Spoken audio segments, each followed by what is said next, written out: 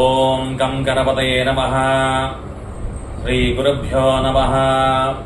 హరి ఓం. సత్యం శివం జ్యోతిష్య ఛానల్కు స్వాగతం. ఈరోజు ముఖ్యాంశం. చాలామంది అడుగుతూ ఉంటారు, అయ్యా గురువు గారు ఒక దగ్గర వెళ్ళాము, ఆయన మీకు కులదేవత శాపం ఉంది, మరి ఆ కులదేవత పూజించినట్లయితే మీరు కోరుకున్న శుభకార్యాలు జరుగుతాయి అని చెప్పారు, మరి మా కులదేవతను కనుక్కోవడం ఎలా అని అడిగారు. అప్పుడు మరి కులదేవత ఎలా కనుక్కోవాలి, ఆ కులదేవత ఎవరు, ఆ దేవత ఉంటే మరి ఎలా ఆడవారా మగవారా, మరి ఆ దేవత ఎలా ఆరాధించేవారము, ఇవన్నీ కూడా వివరాలు తెలుసుకునే ప్రయత్నం చేస్తారు చాలా మంది కూడా. గురువుగారు చెప్పారు కాబట్టి, మనకు ఆ దోషం ఉంది కాబట్టి మరి అందరిని అడుగుతారు, అమ్మా మన కులదేవత ఎవరు అంటే, ఏమో నాయన నేను ఇంటికి వచ్చిన దగ్గర నుంచి కూడా మరి ఆ వెంకటేశ్వర స్వామిని కొలిచాను తప్ప మనకి కులదేవత ఎవరో తెలియదు నాయన అని చెప్పేసి ఆ ఇంట్లో వారు సమాధానం చెప్తూ ఉంటారు. మరి అటువంటిప్పుడు మరి కనుక్కోవడం ఎలా, మరి అసలు దానికైనా మార్గం ఉందా, దాని ప్రత్యామ్నాయం ఉందా అనే దాని విషయం మీద ఇవాళ చర్చ జరుగుతుంది. మరి ఈ చర్చలో ముఖ్యాంశం ఏంటయ్యా అంటే, మన కులదేవతని పూర్వకాలంలో అందరూ కూడా వ్యవసాయ ఆధారిత కుటుంబాలు కాబట్టి చాలా మంది కూడా వ్యవసాయం చేసేప్పుడు ఆ పొలం గట్టుపైనే ఒక దేవతని నిర్మించుకునేవారు. అలాగే పంటలన్నీ పండిన తర్వాత ఇంటికి తీసుకువెళ్ళబోయే ముందు ఆ అమ్మవారికి ఆ పంటతోనే ఆ అమ్మవారికి ఆ కంకుల్ని అక్కడ పెట్టి ఆ కంకుల్ని ఆ చుట్టుపక్కల చెట్లకు కట్టేవారు. దానివల్ల ఏమిటయ్యా అంటే, ఆ కంకుల్ని ఆ చుట్టుపక్కల పశుపక్షాలు వచ్చి కూడా తిని చక్కగా ఆనందిస్తుండేవి. అలా ఆ రైతు కుటుంబాలన్నీ కూడా ఇతరులకు ఆహారం ఇచ్చి మరి ఆదుకునే కుటుంబాలే. కానీ కాలక్రమేణా ఆ వ్యవసాయం అంతరించేసి వారి కుటుంబంలో మరి పట్టణాలు వచ్చేసి వారి ఉద్యోగాలు చేసుకుంటూ వ్యాపారాలు చేసుకుంటూ బతుకుతున్నారు కాబట్టి మరి ఆ కులదేవత ఆరాధన అక్కడితోనే ఆగిపోతుంది. తద్వారా ఆ దేవత కొంత వేదనకు గురవుతుంది. ఈ కుటుంబం నన్ను ఎంతో బాగా కొలిచేది, మరి ఉన్నటువంటి వీరందరూ కూడా ఊరు విడిచి వెళ్ళిపోయారు, నన్ను పట్టించుకునేవారే లేరు అని చెప్పేసి ఆ దేవత కొంత అశాంతికి గురవుతుంది. ఆ తరువాత కాలక్రమేణా ఆ పొలాలు కూడా అమ్మివేస్తారు.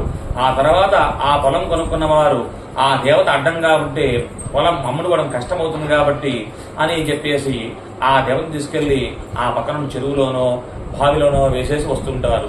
ఇలా ఆ కుటుంబానికి కులదేవత శాపం సంక్రమిస్తుంటుంది. ఎందుకంటే కులదేవత అనుగ్రహం లేదు కాబట్టి, ఆ కులదేవతను మనం పూజించలేదు కాబట్టి మరి ఆ విధంగా సమస్య వస్తూ ఉంటుంది. అయితే చాలా కాలం తర్వాత, కొన్ని ఏళ్ల తర్వాత ఆ పిల్లల జాతకాల్లో కొన్ని సమయాల్లో కొన్ని ప్లేసుల్లో ఆ కులదేవత శాపాన్ని చూపించే స్థానాలు కల్పిస్తుంటాయి. మరి లగ్నంలో గాని, పంచమంలో గాని, నవమంలో గాని మరి శుక్ర సంచారం జరిగినట్లయితే అది కులదేవత శాపంగా కూడా మరి అందరు జ్యోతిషులు కూడా చెప్తూ ఉంటారు.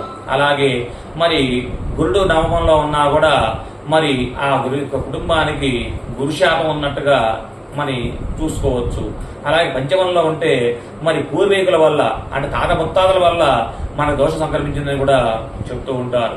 మరి ఈ దోషాలన్నీ ఎలా పోవాలి, కులదేవతను ఎలా గుర్తించాలి, ఆ కులదేవత అనుగ్రహాన్ని ఎలా పొందాలి అంటే, మరి కులదేవత కనుక్కో విధానం అంటే మాత్రము కనుక్కొని చక్కగా ఆ దేవతను పూజించవచ్చు.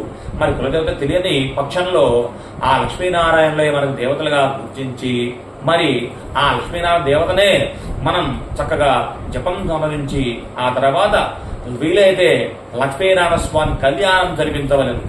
ఆ కళ్యాణం చేసినా సరే ఈ యొక్క కులదేవత శాపాలు పోయి ఆ కులదేవత అనుగ్రహంగా మారుతుంది.